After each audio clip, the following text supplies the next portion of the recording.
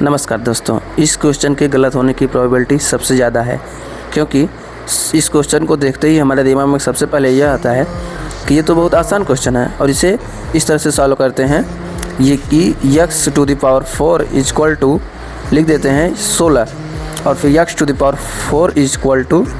2⁴ लिख देते हैं और फिर x इक्वल टू 2 या मैथ के कुछ जानकार लोग x की वैल्यू -2 भी बताते हैं, जो कि सही तो है, लेकिन हमें ध्यान देने वाली बात यहाँ पर यह है कि x पे पावर 4 है, इस वजह से ये वैल्यू नहीं होंगे, इसकी 2 और वैल्यू होंगे। अगर आप चाहते हैं कि इसी तरह की वीडियो आपको मिलती रहे तो इस चैनल को लाइक सब्सक्राइब जरूर करें। तो आइए चलते हैं इसे किस तरह से सही तरीके से हल किया जाए, हल करते हैं। तो दोस्तों x⁴ -16 इक्वल टू 0, तो यहाँ पर हम लिख सकते हैं कि x⁴ की होल पावर 2 माइनस 2⁴ की whole power 2 equal to 0।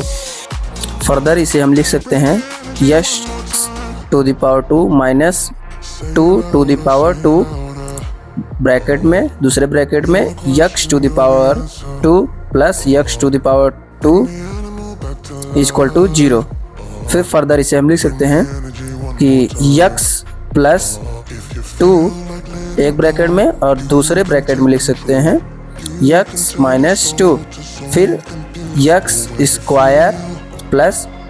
2 square एक ब्रैकेट में इक्वल टू 0। फिर फर्दर हम लिख सकते हैं कि x equal to -2 and x equal to 2 और उस ब्रैकेट को हल करेंगे x स्क्वायर इक्वल टू -4, फिर x इक्वल टू ±√4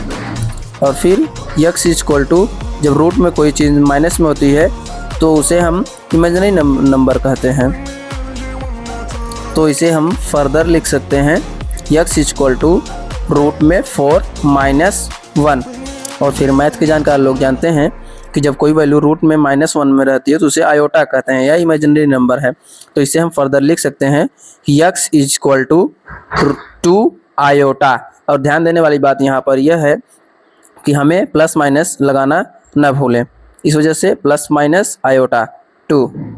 इस प्रकार से आप देख सकते हैं कि x की वैल्यू यहाँ पर 2 इमेजिनरी नंबर आई और 2 रियल नंबर आई। धन्यवाद। अगर आप इस वीडियो को यहाँ तक देखे हैं तो इसका मतलब है, आशा करता हूँ कि वीडियो आपको समझ। अगर आप चाहते हैं कि इसी तरह के वीडियो आपको जरूर मिले तो इस चैनल को लाइक सब्सक्राइब